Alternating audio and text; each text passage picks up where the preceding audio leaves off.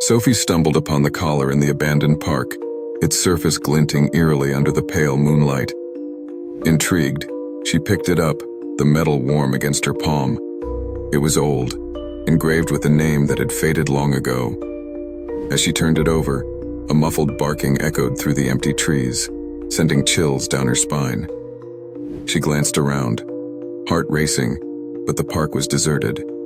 Ignoring the rising dread, she slipped the collar into her backpack and hurried home. That night, the barking returned, louder and closer, echoing in her dreams. Shadows danced in her room, twisting with each bark. She lay awake, fear gripping her as she remembered the collar. Was it cursed? The next morning she returned to the park, hoping to leave it behind. But as she reached the spot, an icy wind whipped through the trees, and the barking intensified, reverberating in her ears. Suddenly, a figure emerged from the shadows, a dog, but its eyes were hollow, void of life.